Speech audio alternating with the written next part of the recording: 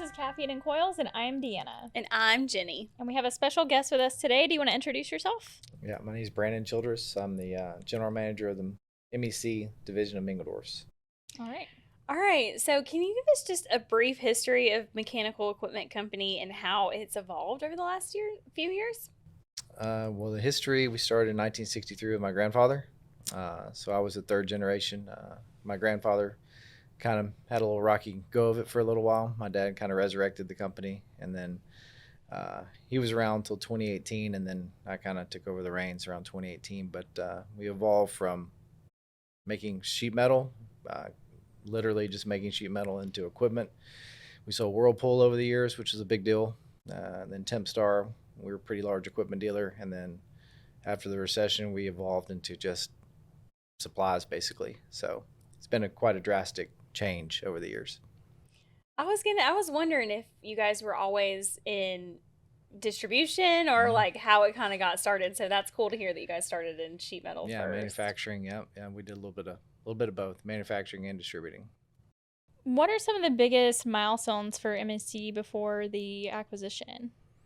I would say, all-time sales records, being the largest Whirlpool dealer back in the day, or the largest vendor or the largest distributor for this or that, getting, miscellaneous awards through buying groups, stuff like that. Little milestones, but mostly just being successful in sustaining business since 1963 is a pretty good milestone. Yeah. But surviving the recession was a pretty big deal because we took a pretty big hit there. Yeah. So can you tell us more about the acquisition that happened when Mingledorf's kind of approached you guys and said, hey, we want to, talk about what this will look like? What was the vision behind it, and how did that kind of conversation start? It started out as kind of a joke, many years ago, a sales rep mentioned that, you guys are good at this. Mingledorf's, could benefit from where you're good and they're not. So he kind of was joking around about it. And I guess we met with them, I would probably say around 2016, 2017, me and my dad and Kesterson met. I think Rob Willis was there. And we all met for lunch, and then never really worked out, never really panned out. And several years later, we come back to the discussion. We're doing better. They're doing better.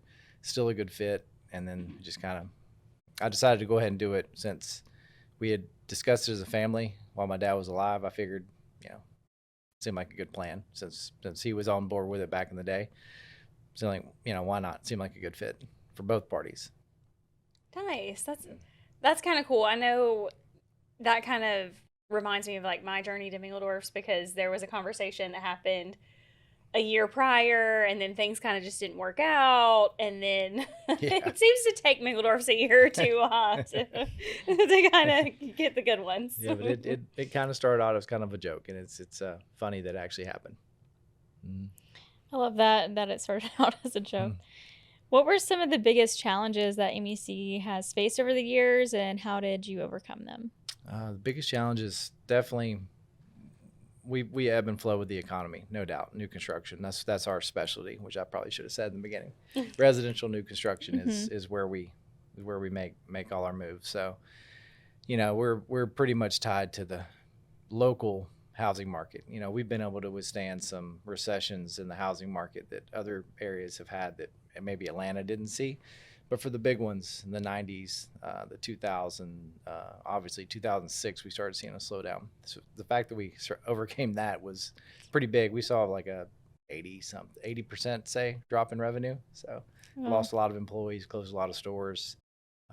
But the biggest challenge for us is anytime equipment changes, anytime regulations change, but anytime there was the new construction market changes or dips, that's the biggest fear for us. So what do you think has been the key to the longevity and success for MEC through all that stuff? People, our people. We've hired people with the right attitude, the right mindset, really cohesive group of guys and girls, and that's definitely the key to longevity. It's a relationship with the customers. It seems like our attitude fits with our customers' attitudes. It's funny how that happens, but we don't have a lot of employee turnover, which is amazing. That's another key to it. Being somewhat conservative, just doing things the right way. That's kind of the key to our success. That's funny that you say that. We had Bud in studio with us a few weeks ago, and he said something similar for Mingledorf. So it makes sense that that MEC and Mingledorf have been such a good fit, because he was definitely talking about how important the people are within the organization. Yes, that's very true. Very true. So looking back, how has the HVAC industry changed since you first started? Definitely a lot more. The customers have gotten a lot more educated with spreadsheets. That's a big thing. And then along the way, around 2000, we got we upgraded our software. Now we're more heavily reliant on software. But for the most part, I would say the biggest change that I've seen is when I first started working there, I would deal with the owners of the companies. They would come in, they would order stuff. You would talk to them daily, face to face. And along the way in the 2000s, as the economy grew in Atlanta, the owners started staying at the warehouse, or they bought warehouses and they started inventory stuff, and they started getting more employees, and you started to see them less and less and less. And that changed the dynamic quite a bit. I would say that's probably the biggest change I've seen. Is finding the owners is much harder than it used to be, where you used to see them every day. So with this technology that's come about, what are some of the expectations that have changed along with the customers?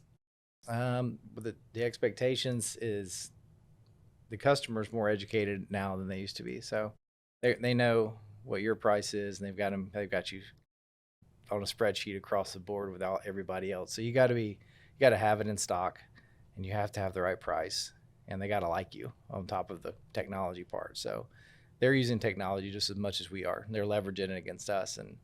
But it when it's all said and done, you got to have it. And that's usually where we shine, is we usually have it in stock, whereas other people might not. They may have a good price, but you got to have it all the time, every day, no matter what. In our side of the business, that is. Absolutely. So how do you see distribution models changing with the rise of e-commerce and digital tools? That's a good question, because we're probably more old school than definitely Mingledorf would be with their steady stock and their single source and customers ordering online. Because a lot of our customers order online with you guys, but they call in their orders with us. So we're a little old school in that regard. I kind of still like it. I'd like to hold on as long as possible to people. Yeah. To talking to people daily on the phone, you find out a lot more about people, and you find out problems that you have with your products much quicker. I just found out about one last week. Pretty big deal. If they're ordering online, I may not have heard about it, but because we talk to the same guy every day, back and forth, I found out about it instantly. We found the problem, identified it, and we're going to correct it very quickly. But going forward though, that person-to-person conversation is going away pretty quickly, definitely. Yeah, I think that on one hand, it's nice because it's more convenient and all of that, but on the other hand, you lose that personal touch and the relationship that you build with customers, which is, like you said, how you've been successful as a company for so long. It's a fine line, because the customers are all our small customers now are large customers, and the bigger the customer gets, the harder it's going to be to do over the phone transactions and emailed orders. And soon the generation after the guys we're talking to on the phone now, they're not going to want to talk on the phone. That I've already seen. True. Very true. I was That's just me. thinking about that. Yeah, and like several things that I've done lately, I've wanted to like send emails or fill out the contact form or whatever, and I'm like, I don't really want them to call me. Like, I just want to go back and forth via email, and that's all I need. It's funny. Sometimes you want it, and sometimes you don't. Yeah. I actually called to make an appointment for something, and their little pre-recording thing was like, you can make an appointment online. And I would click. Oh. I hung up. Wow. It instantly ends up. It's a little aggressive. On the website. It's a little aggressive. But then on the website, I mean, it's kind of I don't want to get too into the weeds or whatever. It got confusing on the website, so I ended up having to call anyway. Yeah. We tried to call Comcast last week. That's fun.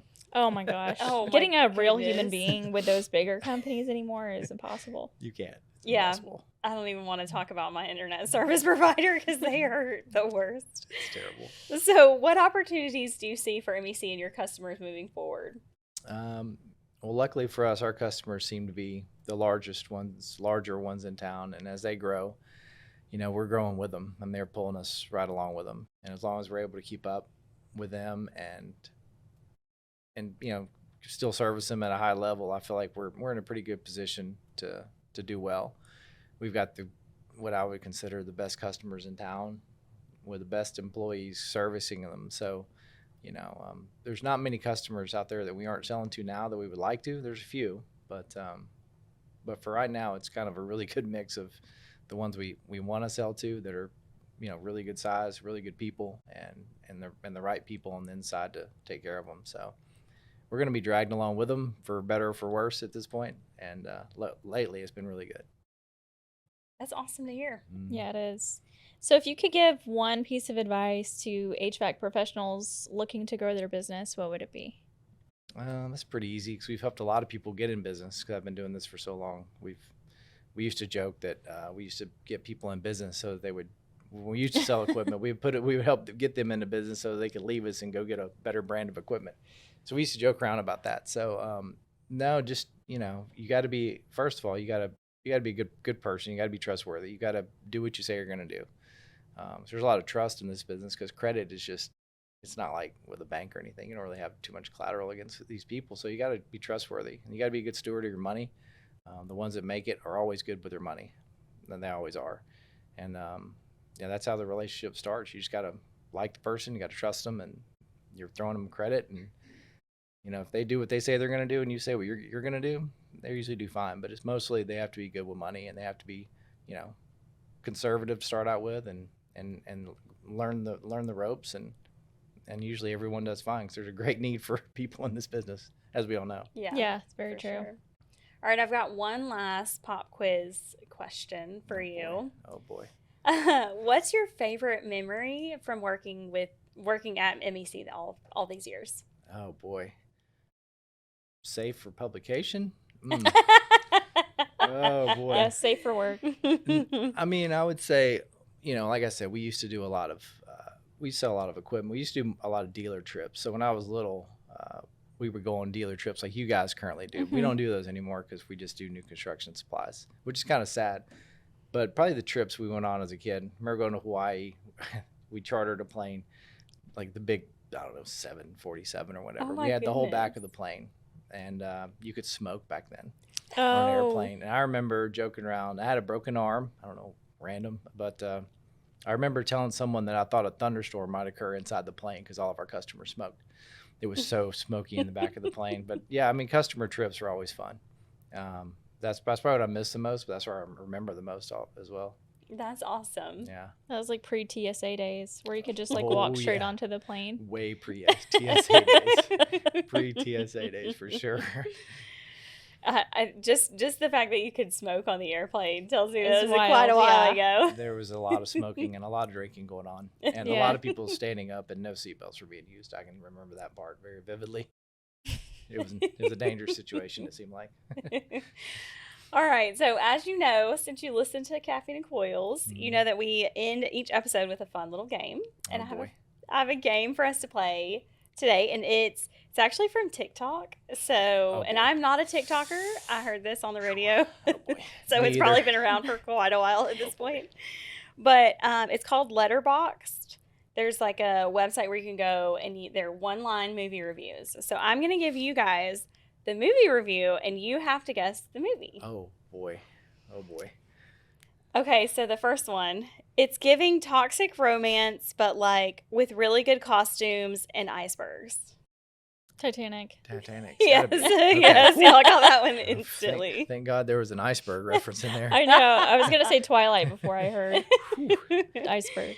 All right, the next one. This is what happens when you let your theater kids time travel unsupervised. Jurassic Park. Back to No. the Future. Yes, Back to Oh. the No Future. way. Yeah, Back to No the way. Future. Wow. I didn't think I would get one. Yeah. All right, the next one.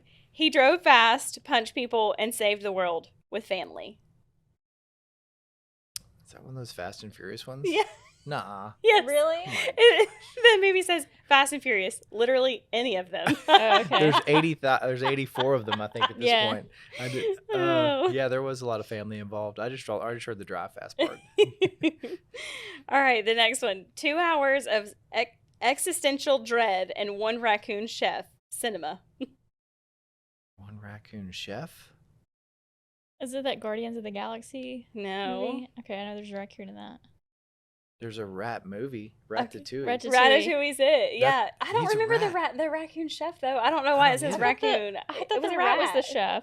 That's funny Yeah. because I just watched the movie the other day. I'd never seen it before. Oh, I really? literally watched it in the last 30 days. That is so funny. I'd never seen it. I'm like, this is really good. It actually is a really good movie though. I enjoyed that one. It's really good. All right. This is the last one. This movie made me scared of clowns, balloons, and small towns. Is it it? Yes. Yeah, Okay. That I don't do those. I don't. That's a scary one. Yeah, that's a hard no. Let's skip all those. I've never After I've Pet never seen Cemetery, it. I was done. That one pretty much ruined me, and I stay away from scary movies. That's funny. Pretty much. All right. Well, that is all we have for today. Thank you Okay. so much for coming on with us. Yeah, thank you so much. You're welcome. I made Appreciate it. it. You did it. That's all we have. Don't forget to rate, review, and subscribe.